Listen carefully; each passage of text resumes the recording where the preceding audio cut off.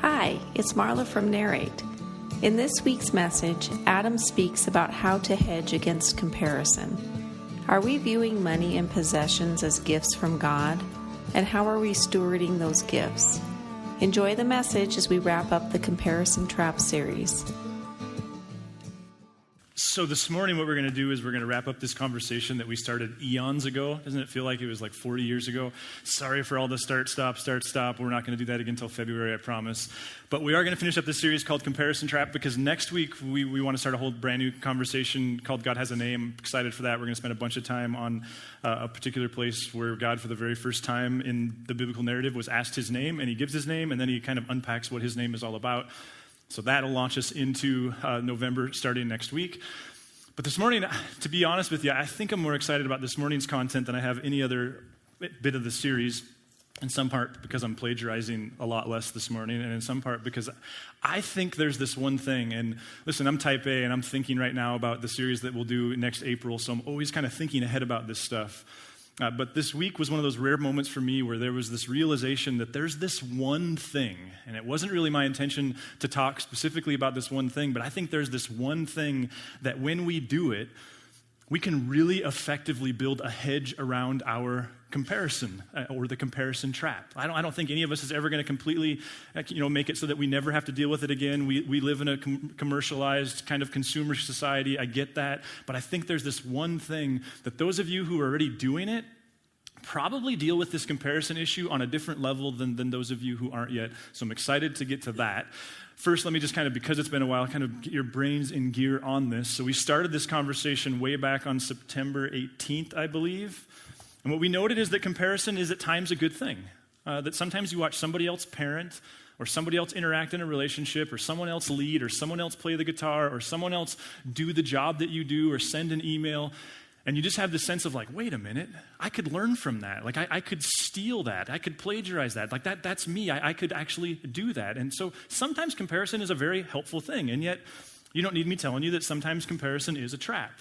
That the reality is that if we're not careful, there's this tendency to look over our shoulders and compare who we are to someone else. Yesterday we went hiking. We have a new dog, which is its own adventure.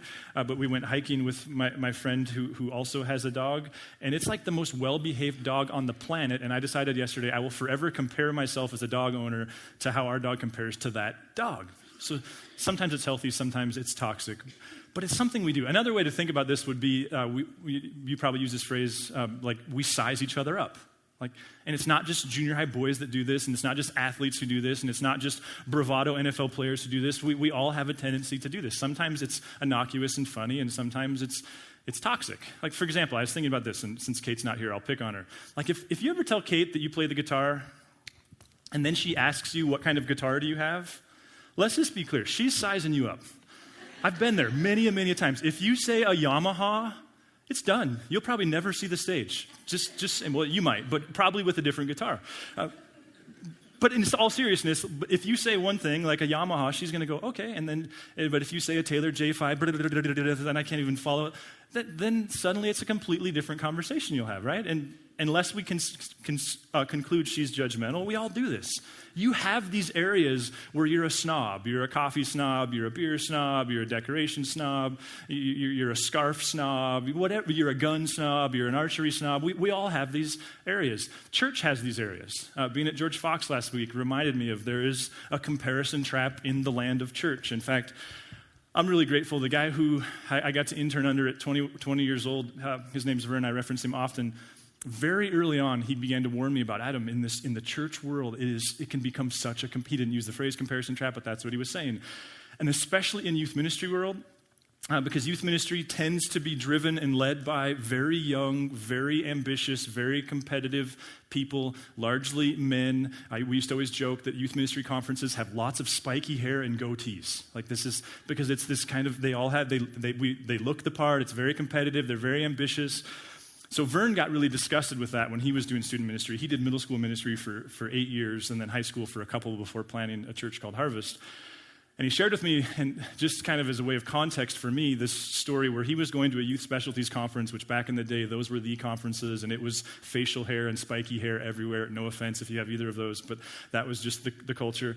And he decided that he was sick of being sized up because he was from Billings, Montana. So when you're talking youth ministry with a guy from Dallas, Texas, there's no comparison, right? I mean, there's a math game going on there.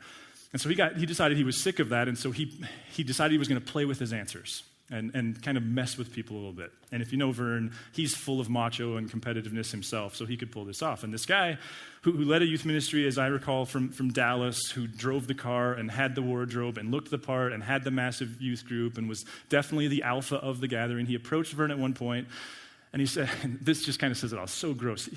He said, "So how many you running?"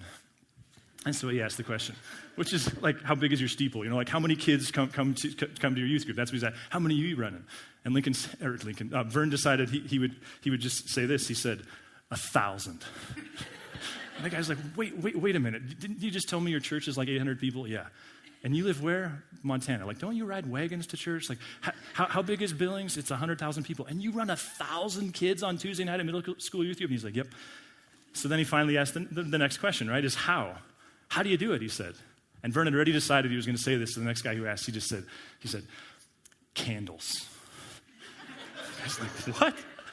He said, we just turned off the lights, went to Target, bought all the candles. We just started lighting candles, and it was just kids were showing up by the droves. I don't think he ever unwound that for that guy. Somewhere in Texas, there's some guy trying to get kids to come to youth group by lighting candles. It's horrible. We all do this, right?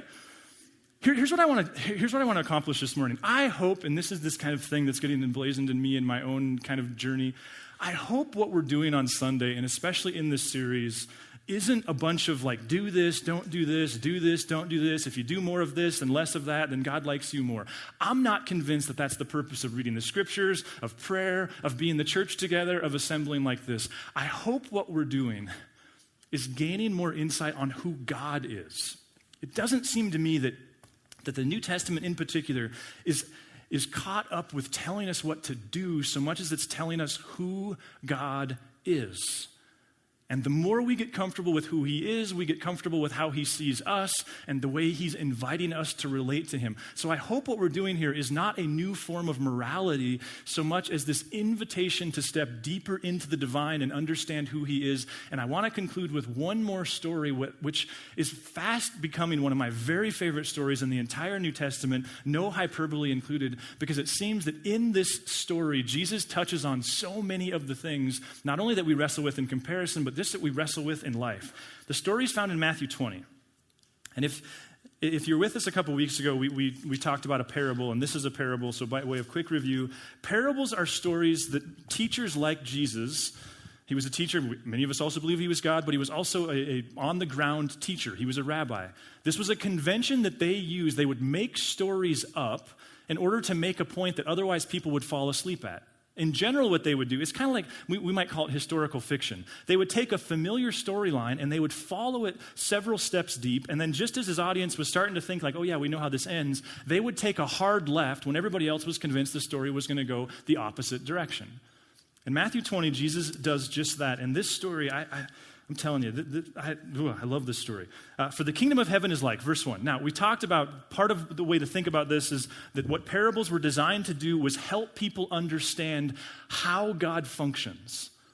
Like what his house is like. What it's like to be in his company. Because remember, the kingdom of God, it's not just a future thing. It's you get to move into God's house now. And when you choose to live within his culture and relate to him the way he's related to, then that's when Jesus says the kingdom of heaven is at hand. So parables were designed to kind of illustrate this is what it's like to hang out in God's house. For the kingdom of heaven is like a landowner who went out early in the morning to hire workers for his vineyard. Now this is very cultural. It would have been very typical for especially large landowners to, on the day or the week of harvest, go hire helpers to come help them with their harvest. And that's obviously what's going on here. Verse 2.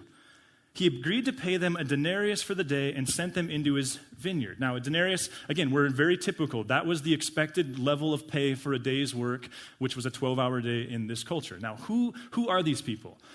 This can be helpful because it probably doesn't fit the cliche. I know it didn't, the cliche I had before I started digging deeper into this. Yes, you have foreigners who have moved into town who need work.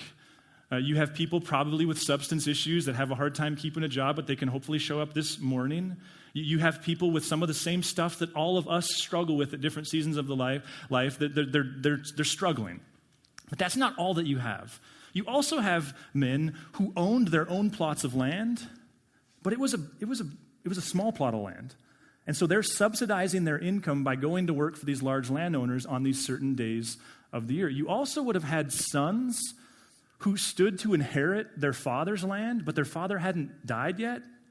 And so they were supplementing their income until their dad passed on the land to them. So you've got a very broad array of different people. About 9 a.m, he went out and saw others standing in the marketplace doing nothing. So this first hiring was at 6 a.m. At 9, he goes back. He sees more people standing around. He hires more people to come pick grapes on his land. He told them, "You also go and work in my vineyard, and I'll pay you whatever is right." Now, stare at that sentence long enough, and you'll get uncomfortable, because this exposes some of the stuff that bugs us about the injustice in our world. Notice that the reality is that the landowner has much power, arbitrarily gets to decide who gets what, and thus everyone is very dependent upon his character and goodness. Important to recognize that Jesus was not here trying to offer a social commentary on the injustices of his world. What he's trying to do here is illustrate what God is like. But nonetheless, you have a situation that's just very matter of fact. You're going to get paid what I decide because you started a quarter of the way into the day. So they went.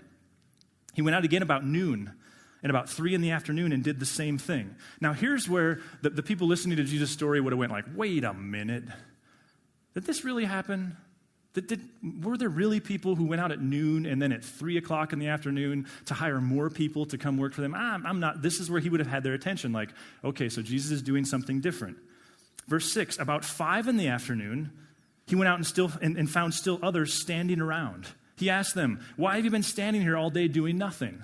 This is where commentators, in fact, as I was researching it this week, most people seem to universally agree that this absolutely would not have happened, that landowners didn't go out an hour before quitting time and hire people to come work for them. So now is where the audience is going, okay, so there's our clue. This must be the people that Jesus is going to do something unique with.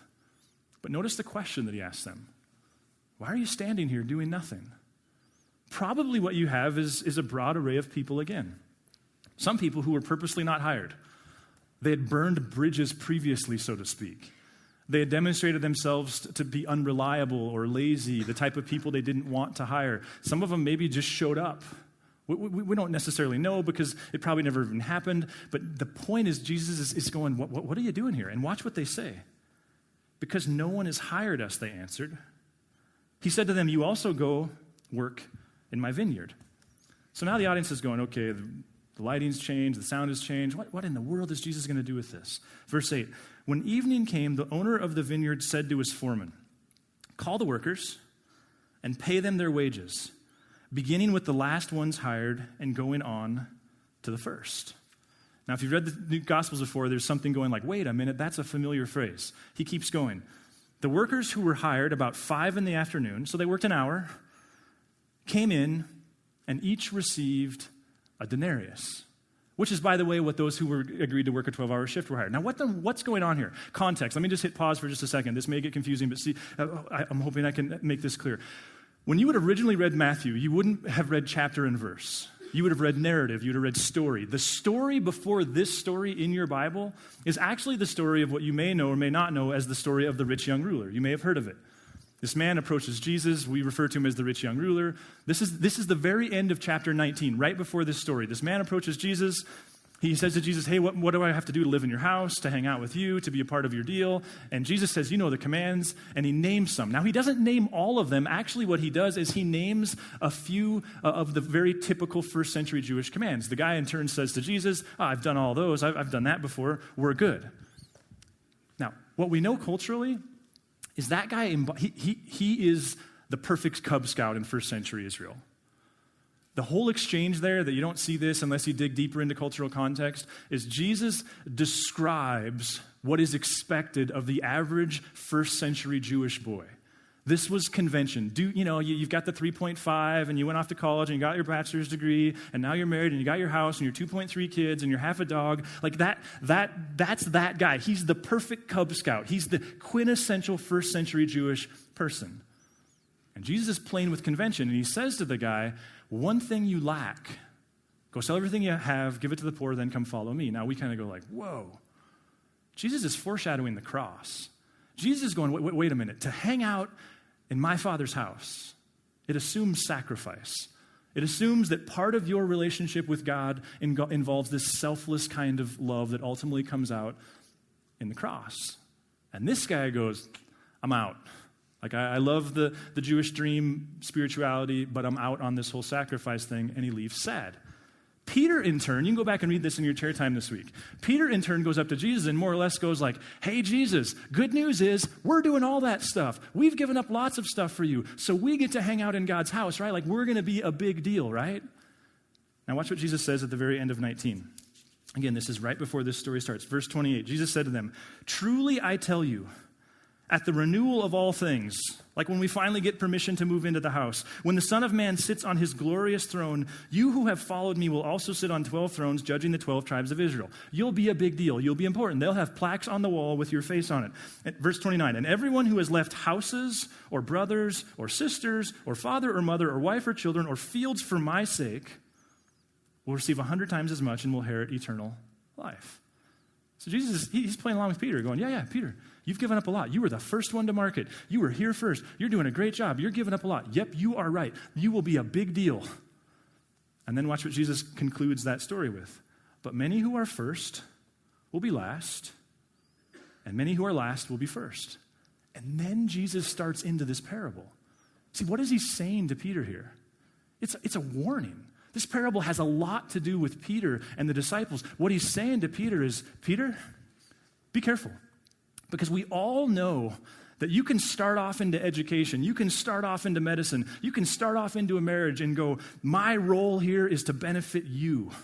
You can launch a church, you can start a social service organization, you can do any number of things with benevolence and service as the goal. And Peter, let's be careful. What we all know is you might have started following me from a place of sacrifice, but it easily drifts to an organization, to a person, to a vocation, to a career, to a relationship, where it's not what do I give, it's what do I get. He's warning Peter, just because you were first, don't assume that means in the very end you're most important, because there's this thing called drift. And every church and every organization and every individual and every vocation is prone to starting from this posture of what can I do for you, what can I do for you, what can I do for you? And before long, we're not the means to the end, we're the end. So Jesus is telling this very provocative story about a guy who shows up at 5 o'clock and gets the same wage. Verse 10, when those came who were hired first, notice Jesus, he's juxtaposing those two. He's going to skip the 9, the 12, the 3. That's not even what he's worried about. He's worried about the 5 and the 6. So when those came who were hired first, they expected to receive more. See that? There's the first instance of this. Why did they expect to receive more? On what grounds did they expect to receive more? Was it because they were offered more? Was it because they were promised more? No, there's that comparison thing. It wasn't so much about God's justice, or in this case, the landowner's justice. It wasn't so much about equal pay for good work. It wasn't about any of that. It was about what they were getting compared to them. But each one of them also received a denarius. When they received it, verse 11, when they received it, they began to grumble against the landowner. There it is, right? There's the comparison trap. Why are they grumbling? Have they suffered an injustice? Have they been robbed? Have they been cheated? No, what they've done is stuck their nose in somebody's business that isn't their business. What they've done is they've stepped into the comparison trap. They were hired under the agreement that they would get a denarius, and now they're all twisted up and sideways. Why? Because they were given less? No, because of what they were given compared to what the other people were given. Jesus is totally messing with the disciples and going, listen, be careful that you don't assume that because you were the first people, Part of where I'm proud about our old guard Narrate people, those of you who have been here for 9 years, is I've still never had anybody play the card. Adam, I've been here for 9 years. Nobody's ever done that to me.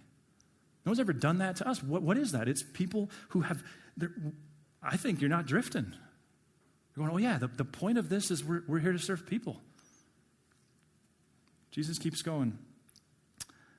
Though these people say this, these who were hired last worked only an hour, they said, and you've made them equal to us who have borne the burden of the work and the heat of the day. Do you see the comparison trap thing there? Do you see what happens to us emotionally? Where it's not so much that we're twisted out of shape because of what we got. We're twisted out of shape because of what we got in comparison to what somebody else received. But he answered one of them, I'm not being unfair to you, friend. Didn't you agree to work for a denarius?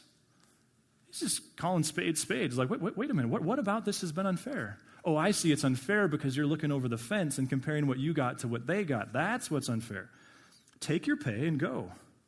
I want to give the one who was hired last the same as you. And then watch verse 15. I mean, this is master teaching material here. This is part of why Jesus to me is so admirable, because he's so kind and yet he's so willing to go deep into the real stuff. Don't I have the right to do what I want with my money? Now there, Jesus just tags something that's one of the most uncomfortable realities of the Scriptures. Like one of the most uncomfortable things that we could do is begin to step into this idea that what the Scriptures say from cover to cover is what you have is a gift from God.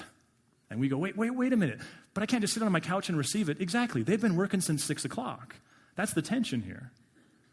I love the way Walt Brueggemann says this in all its simplicity. Here's a world-renowned scholar who simply says it this way: money and possessions are gifts from God. Jesus is inviting these people, like Peter, to go, wait a minute, let's not forget that from the very beginning of Scripture, all the way from Genesis, that the assumption, the relational key is understanding that you are deeply dependent upon me, that you are not a self-sufficient being, that beyond all the science and all the explanation, there's still this uneasy tension that you are reliant on God. Even in Genesis 1, without God, there's chaos. You know who's a type of this in the Scriptures is Pharaoh. In the Old Testament, Pharaoh comes up over and over again, at the very least as a type of this very dynamic going bad, because what the Scriptures are constantly warning us about is an attitude of self-sufficiency, an attitude that says, like, everything is a proportional relationship. I get what I deserve. And the thing that comes up between God and Pharaoh throughout the Old Testament is that Pharaoh loses perspective. Pharaoh, the outside perspective would be, happened to live in one of the most fertile parts of the entire Near Eastern world. He lived on the shores of one of the most massive rivers in the entire world. He was on the receiving end of a wealth of resources in the form of water. And where he gets sideways with God throughout the text is his attitude gets backward. Listen to the way Ezekiel says this. In chapter 29, God says this to Pharaoh. I'm against you, Pharaoh, king of Egypt. I read this as mocking, but it's probably not God. You great monster lying among your streams. So we're going to pull in these giant reptiles. You say the Nile belongs to me. I made it for myself. What's God's frustration here? Isn't he going, Pharaoh, let's just slow down. You didn't make the Nile. The Nile made you. Yeah, you've worked hard. Yeah, you've sacrificed much. But let's just be clear. You didn't make the Nile. I made the Nile. And when you depart from the fact that you are the beneficiary of so many things out of your direct control, it's trouble, Pharaoh. See, this thread of God's character is exactly where Jesus is going. He's like, going, listen. Why are you having issue with what I want to give of myself, of my stuff? Last part of this parable that we'll look at. Look at the second part of that sentence. I mean, this is just like Jesus is just going there. Or are you envious because I am generous? There's the issue, right? Months and months ago, I was challenged to work through a book called Sacred Fire by a guy named Ronald Rolheiser. And what caused me to fall in love with this parable, though I'd read it a million times, was a statement he made at one point in there. Go ahead to that next slide. He simply says it this way. We can end up having everything and enjoying nothing because we're watching what everyone else is getting. What if there's real danger? What if what Jesus is inviting people into is to put some blinders on and pay attention to how God is staying faithful to them and being just to them and providing for them, and not necessarily getting caught up peeking over the fence and seeing how God is providing for other people? Now that gets us to this word, and let me just say a few things before I get into this, because I only have a few minutes left to talk about this. What I want to bring up here that I think is a hedge for all of us, quite frankly, there's no way for me to talk about this with pure motives. There's just simply no way. Because my family and my livelihood is directly impacted by your obedience of that. Just calling it the way it is. Our entire staff, we can't talk about this without some kind of pure motive. And so let me just say, if the principle to you sounds true and I sound gross, well, that you wouldn't be the first person, and you're not actually all that together inaccurate. Just do it somewhere else. The reality is 54% of every dollar given here goes to salaries. So I'm just, that's way lower than what is typical. I think I'll take a bullet for the fact that the best investment we can make is to buy people's best hours so that we can put the ball on the tee for owners to show up and serve people. But that's just the fact. But here's what was this giant aha for me in this whole comparison trap thing, and you're going to be so disappointed. If you were a coach, you'd throw your hat when I say this next word. It's the word budget. Like, just consider this with me for a second. Isn't a budget, isn't it going, okay, God, you gave me a denarius, and I'm going to figure out how to live on the denarius? Isn't a budget as a discipline? And listen, we could debate the definition of budget. I have friends who could tell you every penny they spent on everything in 2013. That's not me. I consider myself a budgeter. I'm not that specific. Some of you don't even necessarily have it on paper, but you have it in your head, and you spend less than you make. So I'm not necessarily, let's not get caught up in how specific and whose version, Dave Ramsey's version or Larry Burkett's version. That's not necessarily what I'm interested in here. But isn't a budget essentially going, God, you've given me a denarius, and so I'm going to think through in advance how I'm going to spend that? Isn't debt essentially going, well, thanks for the denarius, Lord, but I really needed 4? I mean, technically, isn't that what that is? And let me just get into the emotional side of this. Here's where I think that, and by the way, I think with our students, the best gift we can give to them is this whole process. I'll talk about that in just a second. But what a budget does is it pre-decides your constraints. It pre-examines how is God providing, and then pre-decides how are you going to distribute that. I was raised by a mom who worked fashion. She managed Marisha's stores when I was in middle school, when Marisha's was cool. I had more clothes. I had a walk-in closet in 6th grade. I got made fun of by my friends because of how much clothes I have. I like clothes. And you'd go like, I wouldn't have known. You wear the same 4 shirts every Sunday on rotation. Exactly. This is weird, but I'm just going to kind of try to make it practical. When I walk by 406, I love 406. I buy stuff from there occasionally. But you know what keeps me from just going and putting $150 on my credit card? I have a clothing budget. I have $30 a month. Not trying to moralize $30 a month. It could be a lot more if I wanted. It could be less. But what Teresa and I have done for years is we each get $30 a month on clothes. Now, you could debate whether or not that's too much or too little. That's not my point. My point is, I don't spend a lot of time judging what you wear, and I don't spend a lot of time envying what you wear. I don't think about it that much. It's a fixed constraint, and I just accept it and go with it.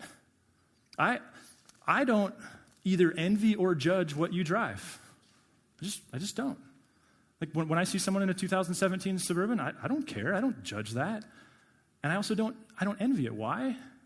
Well, because almost 20 years ago, my friend Fred taught me, Adam, just make yourself a car payment every month. Put it in the bank. And so Teresa and I, we decided years ago, it's $250 a month right now. Just boom, that cash goes directly into a bank account. And because my friend Steve takes such good care of us, we pay cash for cars. I don't resent what I drive. I don't envy what you drive. Why? Because there's this fixed constraint. See, part of the principle here is, and I'm so thankful that Vern taught me this, he would land hard on the word afford. If I ever said the word as a 22-year-old, I can't afford that. Vern hated that word. His point was, Adam, you are a wealthy American. You can afford almost one of anything. That's a cop-out. Now, I understand there's exceptions to that, but his point stands with me. If I wanted to drive a 2017 Suburban, I totally could. Absolutely could. It's an issue of priority, but when we pay attention in advance to the denarius God's providing, it helps us not look over the fence and compare what other people are driving. A few weeks ago, Chase and I went to St. Louis and watched a Cubs-Cardinals game, a couple of them. I don't know the exact penny. It was a couple $1,000 trip for like 72 hours. It's not lost on me what that would mean in some of your budgets, what that would do in Ecuador. I don't feel guilty for that. Why? Because part of our budget is we go, okay, so we're going to take a percentage of what we make and it's going to go in long-term savings, and therefore we've already talked with God about how to spend that money. We got a dog recently. I think it's insane. We think that it's probably going to cost us $100 a month to own a dog. It's more expensive than having kids. Not really. 10 years ago, we would have never made that decision. We could have afforded it. We wouldn't have made that decision. What does $1,200 do in Ecuador? An embarrassing amount compared to what it does for a dog. But it's the constraint. It's pre-deciding. So here's what this looks like for me. And I know some of you, your eyes are rolling in the back of your head. That's what I'm saying. Like if you're throwing up in your mouth, great, don't do it here. But please don't throw the principle out, because I'm convinced that part of what makes the comparison trap so enticing is that when we don't pre-decide what it is that we make and how we're going to spend it, then of course we're going to envy. Why do you suppose a student would walk down the halls of Helena High or Capitol High or HMS and feel entitled to the latest iPhone and an infinite number of gigabytes of data and the best wardrobe ever? Well, if we've not given them any sense of financial constraint, why wouldn't they feel entitled to everything? We just leveling with you. In 6th grade, our kids get a clothing budget because I want them to know, like, yeah, I would love for you to wear designer jeans every day too. But listen, there's constraints and we have to operate inside of these. When our kids get old enough to get a cell phone, they pay a third of it. This is because I want them to know what 2 gigs of data actually costs. But it's not just our kids. What are we doing to ourselves? Like, of course you envy what other people drive and live and how they vacation if you've not just taken a long, hard look at what you get. So here's what this looks like for us. I believe firmly that the first thing you do is you pay God. I'm not going to argue for the biblical tithe. I don't actually believe that the Old Testament one switches over to the New. We don't have to debate about that. But I am going to argue that 10% is the floor. If you have to start at 3, start at 3, whatever. But the reason I don't think that matters is because people who influenced me taught me years ago, Adam, part of the way you work this stuff out is your standard of living goes up, as your income goes up, don't just increase your standard of living, increase your giving. So we try to increase by at least a 0.5% every year. This is weird. We're at 15%. Now that doesn't all come to Narrate, but we just kind of work up through that, and a chunk of that comes to Narrate. I'm of the conviction that at least 10 should go to your local church. That's just my own deal. That leaves us about 3%, and we can do everything from mission trips to buy mom's tires to all kinds of random miscellaneous stuff because we have this God money account. But we just go like, okay, Lord, you're going to give us a denarius? Okay, here's how much goes into there. You're going to give us 4 denarius? Okay, here's how much goes into there. Next thing we do is pay ourselves. We have our emergency fund. So in our case, 10% of everything I make goes into a Roth IRA. 15% of everything Teresa makes goes into a Roth IRA. That leaves us somewhere around 70%. And here's what I'm getting at. I don't feel guilty about what I do with that 70%. That 70% is a lot more than it was 15 years ago. But so is this side. And that, for me, is how I'm managing that tension. Because listen, it's not all about sacrifice. Listen to the way Ecclesiastes says this in chapter 5. This is what I have observed to be good, that it is appropriate for a person to eat, to drink, and to find satisfaction in their toilsome labor under the sun during the few days of life God has given them, for this is their lot. I read that as $100 a month on a dog. Do it if that's how you want to spend your fun money. Moreover, when God gives someone wealth and possessions and the ability to enjoy them, to accept their lot and be happy in their toil, this is a gift of God. See, it seems to me what Jesus is inviting us into is to know personally a God who goes, listen, I will be faithful. And if you can just put blinders on and not get worried about how my faithfulness compares to you, compares to my faithfulness to somebody else, if you'll just stay in your lane, you'll find me to be faithful. Because I am a God who wants you to enjoy things. I'm a God who will provide. And I am a God of generosity. Listen, can you imagine what happens for you in your experience of the comparison trap if you just are more aware of like, okay, Lord, here's what you're giving me, and what are my priorities there? Is it a car? Is it a wardrobe? Is it a house? Like, what are my Can you imagine what would happen to our students if part of what they understood as they walked through the halls is, listen, resources aren't unlimited. We've made some priority decisions. And so I'm not going to compare what I wear to you. I'm not going to compare what I drive to you. I'm not going to compare my phone to you, because your priority is your phone and mine is my clothes, or whatever that looks like. Could you imagine what happens if within our interactions with God, we just embrace the both and of a God who goes, listen, the cross is crucial to who I am. Sacrifice is part of what it means to follow me. And so is enjoying part of what you have. And I guess what I'm driving at here is, I think when we pay God first and ourselves second, it makes it so much more clear as to what it looks like for us to enjoy what's left. And for those of you that just seems like an insurmountable task, we would love to serve you. I have lots of friends. This place wouldn't exist were it not for the hundreds of people who have embraced this for almost 9 years now. And to the degree to which you want to dig in and really talk numbers, I'd love to network you with some of my friends to sit across the table and go, okay, let's not worry about how much isn't there. Let's talk about how much is, and how do we honor God with that, and what happens to a person's relationship with God when they step into that kind of contentment with his faithfulness. I'd like to pray. God, thanks, Lord, for who you are. Thanks, God, that even though we live in 21st century consumer-driven culture, you saw it coming. And in some sense, it's nothing new. Like you've been here before. Thanks, God, that the tension between enjoying stuff and sacrificing isn't lost on you, Lord. Thanks that you seem to be pretty candid about there are at times these kind of difficult to chart, impossible to formulate ways of explaining how you provide for one person versus another, and yet what we know is that we are better when we put our blinders on and ask, how do I steward what you've given me? Jesus, would you protect our kids? Would you give parents great wisdom as to how they can help them embrace the real world of financial constraints? We love you. Amen.